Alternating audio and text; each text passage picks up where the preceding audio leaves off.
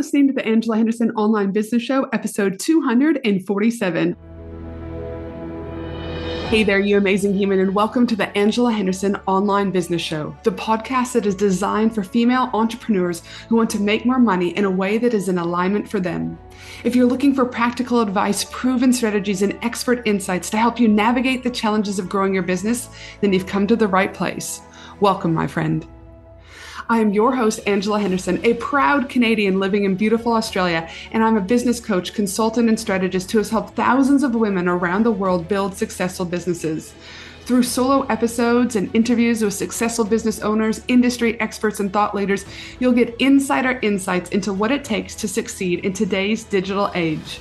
Whether you're struggling to scale your business, looking for ways to boost your productivity, or seeking ways to overcome the challenges of being an entrepreneur, this show has everything you need to succeed and more.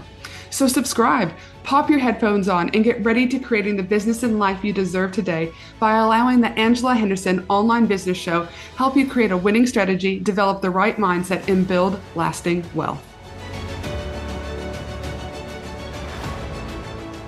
Well, hey there, you amazing human, and welcome back to another awesome episode of the Angela Henderson Online Business Show. I am your host, Ange, from Angela Henderson Consulting, where I'm an international award-winning business consultant and coach who helps women around the world make more money by creating a personalized business strategy and mastering their mindset so they can create a business and life they love and want to show up for every single day. So, I hope you are having an amazing week, my friend, no matter where you are in the world. Today's podcast episode is an absolutely must listen to. I mean, all my podcasts are, but this one in particular, you're not going to want to miss this episode. I have the most amazing and luscious human being, Holly Loxton, joining us today to chat with us about how unresolved trauma could be holding you back from business success. We're going to dive deep on this topic. We're going to start by what is trauma? What are the benefits businesses can see when they work through the trauma? The difference between trauma and drama, and so much more. Holly brings her A game to this podcast episode, and you're going to want to listen to every last second of it. But before we get started in this awesome episode, I just want to let you know that this episode is sponsored by my 4-day exclusive Bali Women in Business Retreat happening October 19th through to October 22nd, 2023. From amazing speakers to mastermind sessions to sound healing sessions, luxury accommodation, connection, and time to put you and yourself first, this retreat is something you do not want to miss out. Tickets are selling like hotcakes. And so to learn more about this 4-day exclusive Bali retreat for women in business, simply send me a message over on Instagram. My handle is Angela Henderson Consulting. Again, flick me a message over in the DMs over on Instagram. My handle again is Angela Henderson Consulting, and we can chat more over there. Spots are limited for this 4-day Bali retreat. Now let's get into today's awesome podcast episode with the brilliant Holly. Hey, Holly, welcome to the show. Thank you so much for having me, Angela. Oh my goodness. I'm super excited to have another female entrepreneur from Aussie on the podcast today. So I'm super pumped to hang out. And listen, we've only just recently met recently inside of a Facebook community, and it was a no-brainer to have you on the podcast today to share your wisdom around specifically today how unresolved trauma could be holding you back from business success. It's a big topic, right? And I think it's a topic that not a lot of women want to necessarily explore because they're too busy creating a funnel or a checklist or an opt-in or whatever. But I actually think this is some of the most important work that women should be doing before the opt-in and before the checklist. But we'll get more into that in just a minute. And one of the things that I like to do, Holly, before we get into everything is I always like to ask a fun question so the audience gets to know you a little bit more. And as I was preparing for the podcast today, I was over on your Instagram and on your website and things like that. And you clearly love the color purple. Like there's no doubt in my mind that purple is a big part of your life. So I'd love to know a little bit more about what is it about the color purple that you just love so much? What an interesting question. So my original branding was actually watercolor blue on the back of a butterfly. And I like butterfly being a symbol of transformation and healing and all of that. And when I really transitioned into wanting to upgrade my own life, I went through a bit of a rebrand. And to me, that royal purple was just really symbolic of that more luxurious look and feel. And I think blue is really, can be associated with depression and stuff. And I'm like, oh, well, maybe I get people at that stage, but I'm now taking them somewhere completely different. So that's why. No, I love it because I was like on it. And it's definitely part of your brand. Like you can feel it, but there's this warmth to it that when I was scrolling through your Instagram feed, that you could just see that like there's this richness about it, this warmth about it. And, it's a great color, you're right, for what you do and for the energy that you bring to your business. So I'm always curious, like I said, I like to ask a bunch of different fun questions. That's probably the most interesting question I've been asked that wasn't the topic of trauma. You're just like, oh my goodness, what is she going to say? So color purple, royal purple is your go-to color. Now, business. Let's talk a little bit about business. Where did you start in business? Really briefly, like this one's always a quick snapshot, and where you are today in business. Okay, so I've always been on a healing and spiritual journey. I spent a lot of time in a lot of pain in my younger life, in my early 20s, right up until my family and I lost completely everything in 2016. So it was a massive traumatic event. So I lost my house, figured out that my husband was not great at the same time, and basically had to start all over again from nothing. And I was in such a deep hole that I thought, if I don't do something about this stuff, I'm literally going to top myself here. So I dove headfirst into learning everything I could about the mind. I thought it was all going to be mindset stuff. So I became a mindset coach. I became a hypnotherapist. And then I was realizing I was still hitting blocks in my life, even though I had this great mindset. And I was like, oh, positive thinking fixes everything.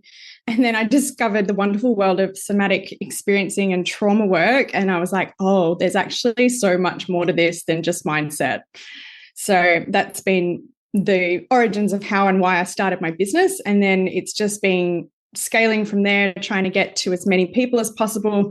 I've got a big love for working with entrepreneurs, and I always have. So a few years back, I really shifted my focus to more entrepreneurs, because they have, what I can see after working with hundreds of them now, is that they all have this real interesting theme of trauma, and the belief systems and the mindset that's created around that it's specifically an entrepreneurial issue, which is really interesting. And what I love here is that you've brought up a very big topic, and something that, again, I fight with people about often, is that there's a place and time for business strategy. There's a place and time for mindset work, but there's also a place and time for healing. I believe you can't have one without the other. But somewhere in the online space and how people consume content, it's either heavily masculine energy, in my opinion, or heavily feminine energy. But to me, I believe there's this blend that needs to happen. And it depends. Sometimes, like for me, I need the healers, right? I need the hypnotherapy. But other times I just need a little dose. Do you mean a little dash of a little bit of mindset? And other times I don't need either of those. And I just need to put my head down and focus on the next funnel. What are your thoughts about that? Because I just love that you talked that you did do some mindset, but you've also done the trauma, which to me is like, yes, do you know what I mean? It's not just one or the other. What are your thoughts?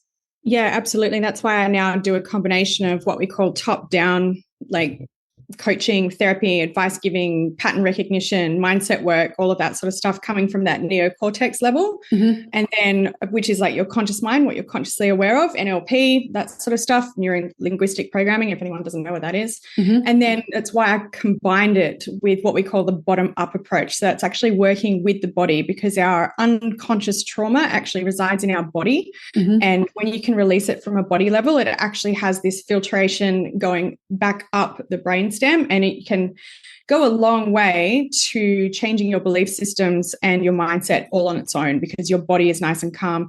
Your nervous system's calmed down. You've maybe thawed out of a freeze, or you've come out of fight or flight, and you see the whole world so much differently. And that's literally like the neurobiology nervous system link right there.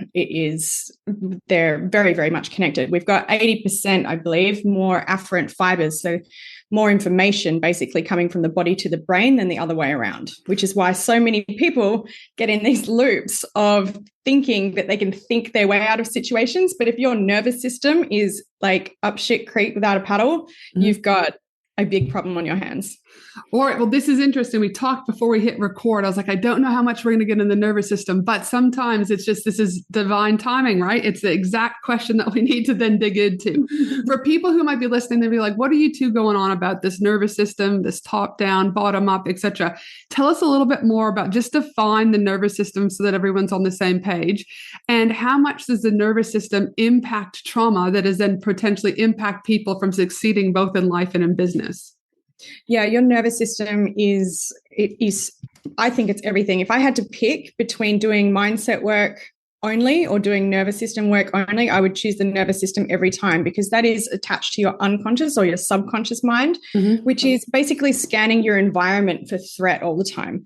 So if you've had a lot of trauma in your childhood, and all the basic definition that I give people about trauma is it is energy that is unprocessed in your body, energy and emotion. So either anger, or, maybe you've had your defense mechanisms shut down as a child, and so you've gone into what we call a freeze. If you are still carrying that freeze into your business or your life, everything just seems so much harder. And you'll be making decisions. Basically, if you're in fight or flight from a nervous system perspective, everything's going to look like a threat.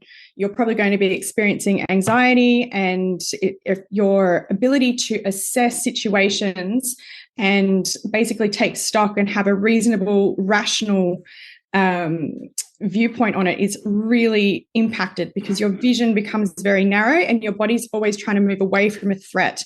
That doesn't necessarily mean that what you're choosing is good for you. It just means your body feels like it's better than what you're in right now. And that leads people to making decisions, and they keep making these decisions that aren't necessarily good for them or good for their business, but they're making it from a place of being under too much pressure and not being able to regulate that. It makes decisions really hard. If you have been in fight or flight for too long, so if your body feels like it cannot fight the threat and it cannot run away from it, the last line of defense of the nervous system is to go into a freeze. In a freeze, that is where depression starts to come in. If you experience it, it doesn't necessarily mean that you feel depressed if you're in a freeze, but if you are depressed, then you're definitely in a freeze. It's where our basic decision-making skill, like everything feels like you're pushing thoughts through butter, basically. It's just really, really difficult. It's really overwhelming. That's usually where trauma sets in, because it gets locked underneath that freeze response. Now, if you can think about all of that nervous energy, so you couldn't fight, you couldn't run away, it's now locked underneath that freeze. It actually takes a lot of energy to hold all of those emotions and everything down. So you're going to lose energy in your life, you're going to lose motivation, you're going to lose your drive, your willpower, all of that sort of stuff. It has this huge knock-on effect of everything that you do. And you've talked a little bit about it, but I'm curious to know more, like, people will be like, okay, I get it's probably like the nervous system. It's like kind of locked in there. But what could then that look like for people? Like, how would people know that they've got unresolved trauma? Like, what are the things that they're looking for? Right. So as far as behavioral patterns, if you keep running up against the same pattern in your life, it's a really good indication. Like I always say to people, results don't lie. If there's something that keeps showing up in your life, whether it's in business or a relationship or money or, basically anything that's showing up that isn't what you want, it can usually be traced back to some form of trauma. The other issue is a more physical issue. So we've also got something called global high intensity activation. So if you think of the fight flight mechanism as the accelerator of the car and the freeze mechanism is the brake, if you have global high intensity activation in your body, it's like you've got the accelerator and the brake both jammed down at the same time. So the wheels are spinning, all the petrol's being used up, but the car's not actually moving. And that can cause huge problems in the nervous system. It can cause gut issues, depression, anxiety, obviously, massive illness. It wreaks havoc on your system. So if you're experiencing physical issues, especially chronic illness like autoimmune stuff or, things like hair falling out, anything that's really undiagnosable for, Western mainstream medicine, and they just give you a thing, go, oh, we think it's this. I would always obviously do the physical aspect, take the medicines you need to take, vitamins, see a naturopath, all of whatever it is that you get called to do, and also address the underlying trauma. So I had a client, or still have a client at the moment. She's a nurse, and she had extremely bad endometriosis.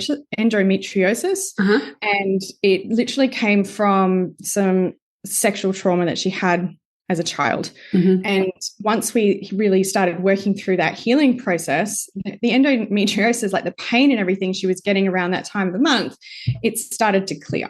And that's with her taking out the Mirena. It's with her, not changing anything necessarily about her life, but just doing the healing work that's available.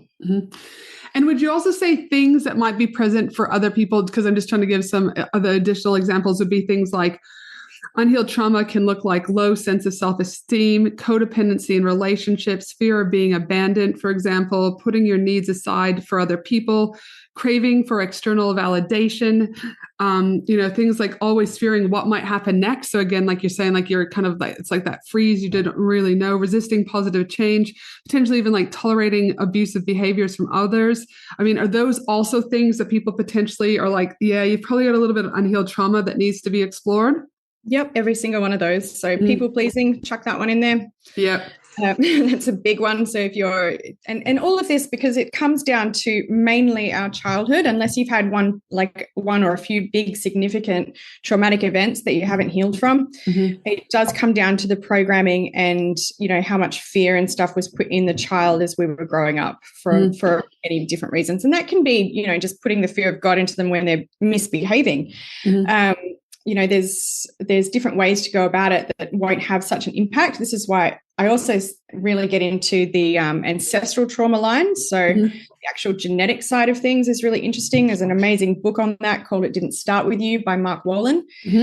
And that is an absolutely incredible field. So essentially your whole family's trauma is going to be passed down from generation to generation. I have had quite a few clients come in over the years that have said to me, I had this amazing, loving childhood. I've got great parents, et cetera, et cetera. And then we dig further, like a little bit deeper into their history. And it's like, oh yeah, my dad's dad committed suicide, or my bigger traumatic events happen through the family, which does impact them. And listen, for me too, is like that transgenerational patterns, right? Like it doesn't just start with one, there's normally something under it in it. But a lot of times I think people get scared to look at, right, the past, right? And they're just like, oh, it's over and done with. But I believe it's like, you got to dig deep to start getting results, right? Like you got to start unpacking somewhere. And for my family, it's like my mom didn't speak to my grandmother didn't speak to her, mom, and I don't speak to my mom, right? So it's like 3 generations. And so when I had a baby girl, I was like, there's no jokes aside, this is serious shit. If I want to break this pattern of my daughter and I, potentially continuing to be able to talk forever, there's trauma from years and years and years that wasn't started with me, but I still need to address it. I have a responsibility to address it in order for my relationship with my daughter to be healthy. And I work on this daily, right? Like the trauma doesn't, I have to be consciously aware of this all the time, not in a bad way. And I would say, like, because of the work I've done, I'm so much calmer about it. But when I first started, I was like, holy shit, this is how you fuck kids up, right? Like this is, if you don't, I don't know, take responsibility. Well, that's the whole key thing, is taking that responsibility, whether you like it or not. This stuff did happen to you. It happened to your family. If you look back, even 2 or 3 generations above our parents, they were in wars. Like that shit's going to have an impact on everyone collectively. And I just want to point out that, we don't, especially in trauma healing, like we can't cast blame, because everyone's just human. Totally. And everyone's doing their the best with what they have, etc. Which is why the emotions underneath it need to be processed so that you can actually come to that space of forgiveness. So it's not like there's anyone at fault necessarily. It is that we go, okay, we're taking responsibility. It ends with me. I'm taking responsibility for myself so that I can impact my future generations and also the world in a more positive light. And I like that how you said it ends with us, right? Like we can't change the past. We only get to change us and what we do moving forward based on our choices, right? We can choose to heal, not heal. Well, there's going to be fucking consequences with that, right? And that's what I think sometimes people forget is for every choice you make, there's either a positive outcome or a negative outcome, right? And it's we all have choices. And I just think if you can go spend money on, and again, no wrong or right way, the Gucci, a new outfit, the wine, the whatever, and we'll talk more about this in a little while, then like healing to me should be on that buy list, the shopping list, the grocery list every single week. Because to me, this is personal growth, this is business growth, this is relationship growth. There's so many positives, which I know we'll get into in a minute, but I get really worked up about this if you haven't noticed, because I just believe that there's so many women that don't take responsibility, and that they wake up every day and they blame their husbands, they blame their friends, they blame the family, they blame whatever. But I'm like, it's you. No one's coming to save you. You've got to be able to save yourself, right?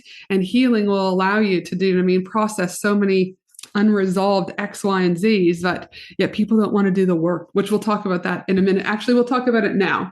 Yeah, we'll talk about it now because I've got so much to say on that subject. But before I go into that, one thing about the whole Gucci bag and jewelry and all of this other expensive shit that we buy, don't get me wrong, I love nice things. I'm really interested in always having the things, the best of things. That's one of my core values, is being able to get good quality. Yep. However, what I can tell people is that most people buy this expensive stuff unconsciously because they think it's going to make them feel better. Yes. And it never, ever, ever does, because it's just that temporary high, that little bit of oh yeah, I really love this thing and now I feel better for 10 minutes. Rather than if they were to spend even a small portion of that money on their own healing journey, A, they may not need all of that stuff, and B, they may just, buy the select things that they absolutely love and get so much more enjoyment out of them. Mm-hmm. Yeah, yes. Whew, we could talk. This is getting good, and I agree. It's like it's like, again, yeah. There's so many layers there. We'll get to it. We will get to it, but I couldn't agree more about that. It's just like, again, they feel the feel for a minute, but then everything continues to get squashed and we're not really dealing with what we need to deal with, right? It's Absolutely. just like we're layering it. And so now we've talked a little bit about trauma. And do you want me to just speak on that last little bit that you said about the people waiting for stuff to fix their lives for them? Yeah, totally. Go ahead. All right. So I'm going to sum this up in really, really short form because I know we don't have too much time. Yep. So the moment that you are pointing the finger at someone else, you are blaming them for something, or you're waiting for someone else to fix your life, or you're waiting for someone else to appoint you as worthy or deserving or anything like that, is the moment that you are victimized in that situation. Mm-hmm. And that goes for people-pleasing as well. So people-pleasing is essentially, we think we're coming from a really good place trying to make everyone around us happy. And I am a former people-pleaser myself and former captain codependent, so I fucking get it. Yep. However, when we have these sorts of behavioral things going on that have their roots in trauma, we essentially feel like we can't deal with things ourselves and that we need external help or validation or something like that to make us feel better. And that puts us in the victim position. We're a victim of our lives. And that victim of our lives, though, then starts to play havoc. Everywhere we look. Havoc. Spot. Yep. Talked about people pleasing, but I would also, in my own experience, there's a direct correlation. I believe that whenever there's a high level of trauma that's unresolved, I also see a lack of boundaries for a lot of people. Or too rigid. Yeah. Mm-hmm. So I'll say this a million times over. If anyone's listened to my podcast or followed me for 1 minute on social media, I'll say that, trauma, there are always gifts in trauma as well. Mm-hmm. There's always lessons, and some huge businesses have been built off the back of some incredible trauma. And I know that because these entrepreneurs, they come to me and they're like, I thought that building this massive business was going to make me happy. Spoiler alert, it doesn't. Mm-hmm. And now they've just got this huge business that they've built trying to make them feel better, and they end up having to come and backtrack and do the healing work. And quite often they need to then change their business. Mm-hmm. So we don't want to be building, you're better off to deal with your trauma and your shit parallel to building your business, or at least get the foundation sorted before you start your business if you're in startup phase, because then you'll be building the right business for you because you'll be in alignment. Mm-hmm. And I talk often about alignment. It's one of my key things when women start to come with me. They'll blame burnout or they'll blame this. I'm like, no. If you're burnt out, to me, it's just a sign that you're unaligned, and you're either unaligned in home life, community, or business. And until 100%. You realign, you're at shit as far as I'm concerned. Oh, we're good. This is good. Like I said, good thing we're not face to face, because we could be together for a very long time tonight. Holly, are you going to Napa Valley? No, I'm not. Oh, I was going to say we could carry this conversation on in March in Napa Valley, but okay, we might have to do a side Zoom, you and I, just for a catch up, because this is good. Now, it's good stuff. I know people might be out there going, okay, how would people know if they have trauma that needs healing or if it's just day-to-day drama? Because I think in our world, in society, we're just like, oh no, it's just drama. It's just drama. It's just day-to-day. Get over it, move on. And I ask this because, like I said, I feel society minimizes trauma when in fact it's causing havoc in people's lives. So how would they know if it's trauma that needs healing or if it's just day-to-day? So this is a really interesting question, and I've never, ever had anyone ask me this question, so I'm very excited to dive into it. I truly believe that the trauma is what's causing the drama, right? Because whenever we're triggered by something and we're getting in reaction mode, someone's really pissed us off or someone's hurt us or our business isn't going well or whatever it is that's triggering us, there is always something deeper within as to why it's triggering you. So if you didn't have that wound or that trauma, whatever you want to call it, they're pretty much the same thing, or maybe that pattern and program in your subconscious, the situation in front of you wouldn't be as triggering or triggering at all. You'd be able to handle it. So if you fully feel confident and complete within yourself and someone comes up and calls you an absolute asshole or whatever name, you're going to be like, okay, cool story, mate. Thanks very much for your opinion, but I just don't agree. Yeah. Where if you have that trauma within you or those wounds and part of you actually agrees with that person, that's when we get really upset about things. And I always say the triggers are the treasure. That is literally where you go in. If something's triggering you on the outside, that is your number one cue to go, oh, okay, what's here in me that's either causing this situation or is reacting to this situation in a negative way. And I like that you bring that up because whenever I'm triggered, I'm like, ooh, I used to run for it for many, many years. Where now when I'm triggered, I'm like, oh, there's gold here. I just have to sit with this. I need to feel it in the body, right? Sometimes I sleep on it, but then sometimes I journal on it. Sometimes I'll work with the healers, whatever, because the trigger's there for a reason. I know when I was triggered once and I did hypnotherapy around a client who she said to me, I thought when I worked with you one-on-one, I'd get all these templates. And I was like, well, I'm giving you 900 million fucking templates. So I then knew that she had her own things going on, right? But then I remember doing the hypnotherapy session and my lady was like, well, what do you need to talk about today? It's like, I don't fucking know, but this client's triggered the fuck out of me, right? So let's see what's going on. So what we found out is it pretty much came down to my mom had she counted me down. We got to this, I was in the kitchen. I'd seen that she had written some fake shit about me to like this person she was dating. She said I was like a doctor and GPA and none of that was true. And so when that client said this, the underlying trigger was that I wasn't enough. Because if I wasn't enough for my mother, then how could I be enough for my, client? But that surface level, I would never have known that's what it was. Ever. Do you know what I mean? But by taking the time in this instance to work with a hypnotherapist and get to the root of it, it was like, oh, this makes sense, right? But for me, there's gold. Whenever I'm triggered, I sit with it because there's something there for us to growth. I used to run, but I'm all about embracing it now because there's so much gems that can come. But again, the willingness to want to look within, and not everyone is ready to look within. Now, and that's why we need help, honestly, because it's, especially if there's trauma going on in the system, there's going to be a level of, I don't feel safe. I don't either feel safe in the world, safe with my community, or safe in my body in general. And in order to reestablish that sense of safety with the nervous system, you literally have to co-regulate with someone else or a group of people where you can start basically the nervous system will pick it up that, oh my God, actually I am safe to speak my truth. Oh, I'm safe to talk to this person about something. I don't have to hold all of this shame because this other person in front of me is just holding me in a field of unconditional love. And there's no shame here when I speak my story. And there's just so much healing. Even if you just go to a counselor or a psychologist, obviously I work with the body as well. So I feel like to get a full spectrum healing, you've got to do both at some stage. Yes. But there is still so much healing in an empathetic witness to your pain. I can't agree more. And hypnotherapy isn't for everyone, right? We'll talk about plant medicine isn't for everyone. talking therapy isn't for everyone. I'm like, find something that works for you, you know? And what I find is when people are more likely to try one thing, they're more likely to try something else later on, right? So it just might be that they don't feel safe enough to try one modality at the moment, or it's too new to them or unheard of. Again, that safety mechanism from our subconscious, right? So I'm like, try fucking anything. Just don't sit there and try and do this alone. But we'll talk more about that in a minute. Now, we've talked about trauma. I'd like to chat about how do people heal from their trauma, because I believe trauma work will set people free, but it will also help people have these successful businesses, which is obviously the core audience that's listening today. So what does the healing process look like is what I'm curious to know, because I personally know it's not all fucking rainbows and glitter when you get in there. In fact, it gets quite messy. But in my experience, once you work through the messy middle, there's always a pot of gold at the end.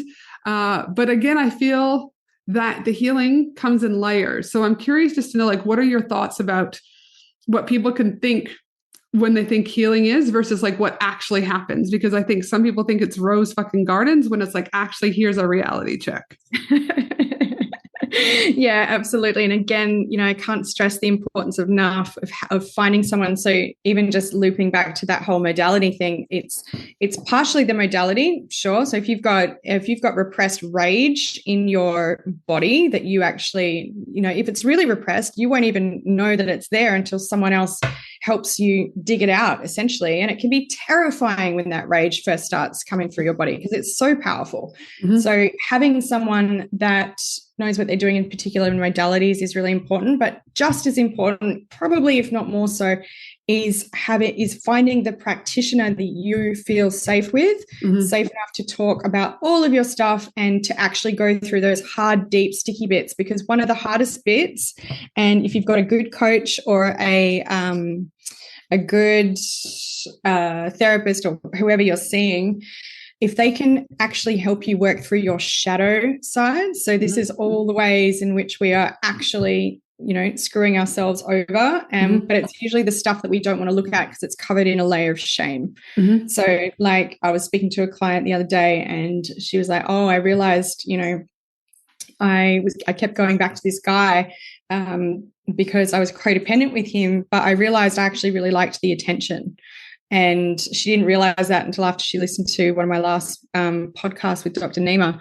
Mm-hmm. And it was that moment that she was able to actually look at her shadow and go, oh, fuck, I created this because there was a part of me that enjoyed it. And now I'm in power to make a different choice. Mm-hmm. So we've got to be able to look at ourselves, really take that hard look at ourselves. But again, having that person that's not reacting or shaming you or anything like that is so important, because that person should be able to laugh at those parts of you with you. Mm-hmm. Does that make sense? Like, 100%. Like, oh, silly human stories. Look at the way that we screw ourselves over. But also that safety mechanism, right? Feeling safe with someone to be able to have those conversations with, knowing that the shame is not going to be there and that they're just going to accept you for who you are, is very powerful. I mean, I look at it the same as hiring me as a business consultant, right? That like there's a level of neutrality that needs to be there in order for growth to happen too, right? And it comes down providing that safe environment. So I believe anyone doing healing, anyone doing business, etc., you don't need to do it alone. I'm not saying you have to do it with someone forever, because I believe healing is a journey that continues all the time. New level, new devil, right? But when you need it, just reading another fucking book sometimes more than likely is not going to cut it, people. You need someone to be able to just like sit in that space, let their zone of genius come in and kind of be vulnerable to what needs to happen in order for you to truly have the growth that, you know, is there for you. Well, that's the thing, like as amazing and very necessary as books and podcasts and information is, the book or the podcast isn't going to sit there and pick out your shadow sides for you. And the reason they're called shadow sides is because they're in your unconscious. You don't realize that you're even doing this. It takes someone else to actually reflect back to you and go, hey, look, I've noticed a pattern here. Do you know that you're doing this? And then it's like this light bulb moment. It's like, oh, shit. Yep. And they're like, okay. They're like, I see it. Now, speaking of and then we can change. Then we can make the change. But the oh shit moment has to come in that bubble of safety. Otherwise, it just gets covered with more shame, more guilt, especially more guilt.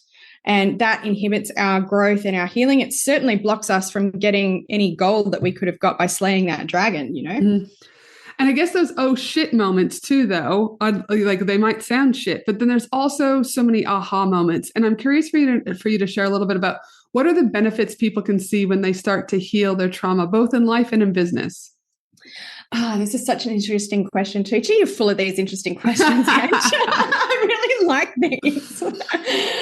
Okay, so the way that I know that people are healing is because they will go out and it's very, very subtle, right? Because as you change as a person, you're going to start acting differently in your environment. So we always look at the results. So you might be going into a situation and you might deal with some sort of conflict or situation completely differently than you would have in the past. Mm-hmm. And then when you sit back and you go, oh, wow, that would have really upset me before. That's healing. Mm-hmm. Right. I always say to people, your trauma causes your belief systems and your belief system causes your reality. So mm-hmm. if you're going into after you've done a deep trauma healing session, if you then go out into the world and you've got a whole bunch of new belief systems of feeling worthy and feeling like you can communicate better and you're not getting triggered, then you're going to get a whole different reality reflected back to you. So we always look at the results because they don't lie. Otherwise, we just get into a little bit too much of the fluffy zone, which I'm not super keen on. Dude, amen for that. And I also know just like with experience, like recently I just started dating a new guy and it was super interesting. Like normally when I see someone, I'm like, oh my God, like you get like these butterflies in your stomach, right? Or I have. And then I'm like, there's like almost this excitement, but there's almost like walking on eggshell feeling is what I've always had. So I went and met this guy for a walk, this new guy. And I got in my car and I was like, this is weird. I don't have the butterflies. I don't have this uneasy feeling. And then I thought, oh, and my brain went to, I must not like him. I'm not into him. And then I was like, hold on a minute. Do you think he's hot? Tick. Yes. Was he lovely and kind and reciprocated communication? Yes. Then what's the problem? And I was like, oh, you're trying to self-sabotage this because it was a new baseline. I had never sit in the calm before, right? Because some of the people I've dated in the past may have had a few narcissistic characteristics, right? As we all do, but it just depends how it's expressed. Yeah, how it is. Yeah. But my thinking was, I was like, oh, this is interesting, right? And I thought, okay, that to me was an indicator that I've started to heal on this journey. Not to say I'm perfect when it comes to relationships, but the fact that I have to get used to a new baseline and not go back to the default baseline. Does that make sense? Yeah. Do you want me to explain exactly what's happening in your brain in that moment? Yeah. Go ahead. Okay, cool. So basically what's going to happen in that situation when you've done some healing, I'm going to hazard a guess and say that there was either, traumatic relationships or you had a lot of chaos in your childhood. Mm-hmm. And so what that means is that the brain, the neurochemistry of the brain is more wired for stress. So it's going to be literally have like more receptors for things like cortisol, norepinephrine, adrenaline, that sort of stuff. Yep. And so when you get into a situation, especially if you've done some healing and you get into a situation that could possibly have the potential to be triggering, the brain starts to be on high alert and it goes, oh my God, where's the threat? What do I need to look out for? Blah, blah, blah, blah. And then because it's already so hardwired for stress, actually having something calm, it's going to feel really unfamiliar, and unfamiliar is even more dangerous to the brain than familiar.